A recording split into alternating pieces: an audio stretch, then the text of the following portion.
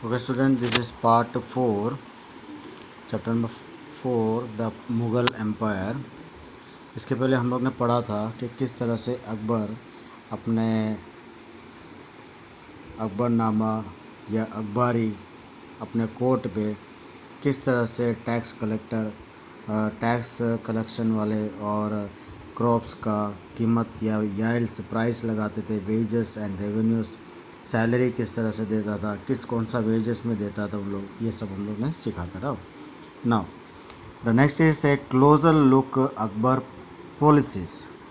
अब अकबर का जो रूल करने का जो पॉलिसीज़ था वो मुग़ल एम्पायर सभी एम्पायर से थोड़ा अलग था। ये अकबर का एक चीज़ था कि whatever work you are doing, as much wages you has to get it, and whatever the revenues you want to give to the empire, that you have to give. जितना मेहनत तुम करो उतना मेहनत तुमको मिलना चाहिए, और जितना एम्पायर को देना चाहिए उतना एम्पायर को देना चाहिए। यानी कि उनका एक ही रूल्स था कि आप भी खुश रहो and you also live has a happy life and let us also. तो like that way, there is some policies are different from other Mughal rulers. The board future of administration were laid down by Akbar and were elaborately discussed by Abul Fazal in his book. Abul Fazal ने उसके book के अंदर ये बताया गया है कि the Akbarnama in particular in its last volume the Ain i Akbari means last book, जो तीसरा बुक जो था उसका नाम क्या था, बुक का नाम एन आई अकबारी। एन आई अकबारी मतलब अकबारी का पॉलिसीज, अकबर्स का policies. Abul Fazl explain that the empire was divided into provision called subas. Empire जो था वो पूरा का पूरा उसको डिवाइड कर दिया गया था सुबास, गवर्नड बाय सूबेदार who carried out both political and military functions. सूबेदार जो था उसका काम था पॉलिटिकल और मिलिट्री फंक्शंस को ध्यान रखना, उनके देखभाल रखना, उनको सैलरी देना, उनके ज़रूरियात को सबको पूरा करना, right, that is called subedars who carried out both political and military functions. Each province also had a financial officers of दीवान। दीवान जो था वो हिसाब किताब रखता था फाइनेंशियल का, राइट, जो भी ब्याज पे पैसा देना या क्या पैसा किसी को देना सब कुछ उसको लिख के रखना था, उसका काम था दीवान। For the maintenance of peace and orders in province the subedars was support by other officers such as military paymaster Bakshi, the minister in charge of religious and charitable patronage Sadar, military commanders फौजेदार and town policies commander कोतवाली, right. तो ये जो सारा का सारा जो काम जो था, this he has divided all the work in different wages, in different styles. Everyone has his own duty. कोई दूसरे का काम पे दखल अंदाजी नहीं करेगा। They will have to take care of their duties only. Akbar's nobles commanded large armies and had access to large amount of revenue while they were loyal. The empire functions efficiently, but by the end of the 17th century, many nobles had built independent network of their own. Their loyalties to the empire were weakened by their own self interest.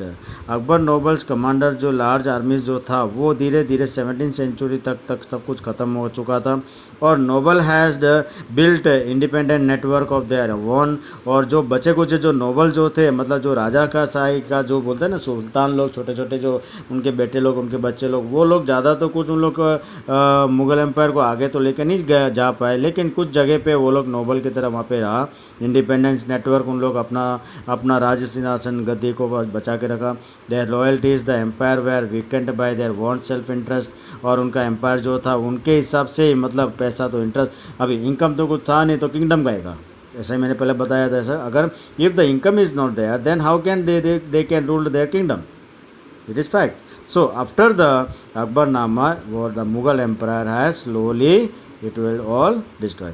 While Akbar was at Fatehpur Sikri during the 1570s, he started discussion on religion with the ulama, brahmanas, Jesuit priests, who were Roman Catholic and Zoroastrians, right. तो अकबर थोड़ा भक्ति वाला भी था, भगवान को बुलाने वाला भी इंसान था, और लोगों का ज़रूरियत मतलब उसको बहुत ही चाहने वाले लोग तो थे, राइट। कभी उनका बुरा नहीं चाहता था अकबर। तो अकबर ने क्या किया, रिलीजियंस को बुलाना शुरू कर दिया, जैसे कि उलामा मतलब जो मुस्लिम्स लोग को जो होते थे, प्रिस्ट जो होते थे, वो ब्राह्मणस को बुलाया गया। जिस्यूट प्रिस्ट यानी कि जो क्राइस्ट को, जीसस क्राइस्ट को जो उनके प्रिस्ट थे उनको बुलाया गया, जो रोमन कैथोलिक से होता हुआ करता था। जोरोस्ट्रेंस जो थे वो लोग को बुलाया गया, ये भी एक कास्ट है। This discussions took place in the Badat Khana, he was interested in the religion and social customs of different people. Akbar interactions with people of different faith made him realize that religious scholars who emphasize rituals and dogma were often bigots. Their teaching created division had and disharmony amongst his subject. This eventually led Akbar to the idea of Kul or universal peace. This idea of tolerance did not discriminate between people of different religion in his realm. Instead, it focused on system of ethic, honesty, justice, peace that was universal applicable. Abdul Fazal helped Akbar in forming a vision of governance around this idea of Sul-il-Kul. यानी कि अकबर जो इस rules को आगे बढ़ के लेके जाते थे रिलीजियस के हिसाब से, पीस से, शांति से, जस्टिस से, होनेस्टी से, सच्चाई से, इन सभी चीज़ों से वो लोग आगे जाते थे काम से। तो अब्दुल फजल ने उसको और एक चीज़ समझाया कि भाई एग्रीकल्चर को भी थोड़ा ज़्यादा ध्यान दिया जाए तो शायद हम लोगों को वेल्थ के भी हमको अच्छा होगा। ये सोचकर अब्दुल फजल ने भी उनको सपोर्ट दिया, और इसके बाद जहांगीर और शाहजहां जो था यही फॉलो उन लोग ने भी आगे लेके गया, राइट। सो ये था इनका principle. Now next is that the Mughal empire in the 17th century and after. Mughal empire 17th century और उसके बाद क्या हुआ ये हम लोग इसके अंदर पढ़ेंगे, okay. The administrative and military efficiencies of Mughal Empire led to great economic and commercial prosperity. International travelers described it as the fabled land of wealth. अब एडमिनिस्ट्रेटिव और मिलिट्री और ये सब कुछ एम्पायर जो अपना इंडिया के अंदर जा रहा था और मुग़ल एम्पायर जो उसको रूल कर रहा था, तो फॉरेन कंट्री में इन लोग ये बताया जा रहा था कि भाई इंडिया जो है सबसे ताकतवर और सबसे वेल्थियर कंट्री है। But this same visitors were asked, visitors were also appeared at the state of poverty that exists side by side with the greatest opulence. ये visitors ने इन लोग ने बताया था कि भाई इन लोग इंडिया के अंदर कुछ स्टेट ऐसा भी है जो पॉवर्टी लाइन में, गरीबी बहुत है यहाँ पे, और साथ साथ में इंडियन पीपल जो है वो गरीबी के लोग भी यहाँ पे जी रहा है। The inequalities were glaring documents from the 20th year of Shah Jahan Rines inform us that the highest ranking Mansabadas was only 445 number out of a total number of 8,000. The smaller number, a mere 5.6% of the total number of Mansabah received 61.5% of the total estimate revenue of the empire as salaries for themselves and their troopers. देखो अभी यहाँ पे ये poverty होने का कारण क्या था। मुग़ल एम्पायर जो था वो तो वेल्थियर का एम्पायर था, राइट, ताकतवर एम्पायर था, लेकिन इन लोगों को इनकम धीरे धीरे कम कैसा होने लगा, कम हुआ। जहाँ पे इन लोग ने मानसबादास बनाया गया, जहाँ पे इंचार्जस बनाया गया, लीडर्स को खड़ा किया गया, और उनको लेने के लिए जैसे कि हफ्ता लेना, उनका टैक्स कलेक्ट करना, इन लोगों को रखने के लिए रखा गया। तो इन लोग ने क्या किया, what this people of done, they have started to do the corruption work with their own families, यानी कि अपने ही लोगों के साथ रखकर और गरीबों को उनका टैक्स कर लेते गया। जहाँ पे 8,000 टोटल इनकम बन रहा था तो सिर्फ एम्पायर को 445 नंबर्स में मिलता था। जहाँ पे 61.5 रिसीव होना था वहाँ पे सिर्फ 5.6% रेवेन्यू वहाँ पे उनको मिला जाता था। तो ये स्वाभाविक है कि अगर धीरे धीरे अगर जहाँ पे इनकम लाख रुपीज़ का इनकम होता है और वहाँ पे उसको उस कंपनी को खाली 10,000 दिखाया जाए वहाँ का मैनेजर या कोई भी, तो क्या होगा यहाँ पे धीरे धीरे ये चीज़ क्या हो जाएगा, कंपनी बंद हो जाएगा कि नहीं हो जाएगा। Due to the bad management की वजह से क्या हो गया, यहाँ पे मुग़ल एम्पायर जो है वो धीरे धीरे क्या होने लगा, ख़त्म होने लगा। The Mughal Empire and their Mansabas spent a great deal of their income on salaries and goods.